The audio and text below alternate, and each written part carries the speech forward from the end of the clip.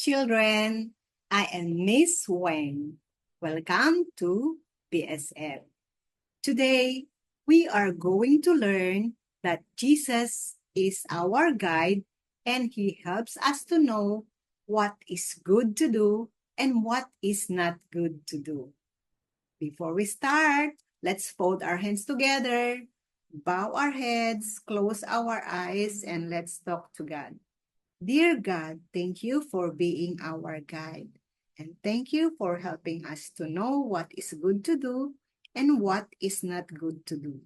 In Jesus' name we pray. Amen. 1, 2, this is true. God loves you. God loves me. What is this book called again? This is God's true story called the Bible. Inside the Bible are lots of true stories from God. And the first book is called the Book of Genesis. And today, we are going to hear another story from the very last book of the Bible called Revelation. Sit down, everyone. Quiet, please. Let's listen to the letter from John. This might be what it was like when a letter from John came to Thyatira. Maybe all the people from the church in Thyatira came together to hear what the letter said. Remember, John had written down everything what Jesus told him to write to God's people living in different places. I imagined the leader began to read with a loud voice so everyone could hear. He said, "These are the words from the Son of God. It is written here in the Bible, in Revelation chapter 2, verse 18. Jesus is God's Son. The words in this letter are from Jesus. Jesus said in the letter, I know your deeds. That is right here in my Bible in the book of Revelation, chapter 2, verse 19. It says, I know your deeds. Deeds are the things you do. Jesus knows everything we think, say, and do. Jesus knew his people in Thyatira, loved and trusted him. He saw them when they had been kind and helped others. But Jesus also saw a problem. There was a woman who was teaching wrong things, causing lots of trouble. Jesus wanted the woman to stop. Jesus is our guide.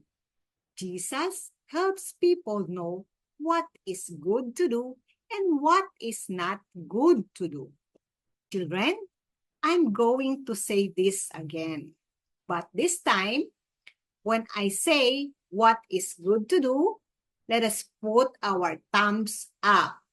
And when I say what is not good to do, let us put our thumbs down. Ready?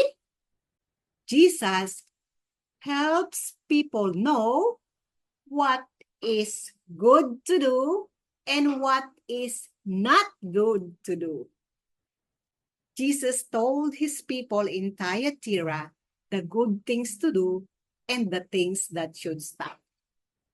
I imagine the people in Thyatira listened carefully to Jesus' words John wrote in the letter.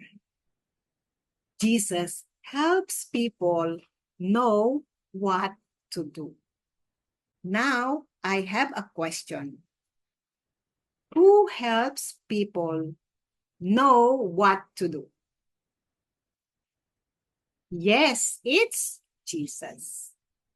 Another question. Who guides and helps people know what is good to do and what is not good to do? Yes, it's Jesus. My last question.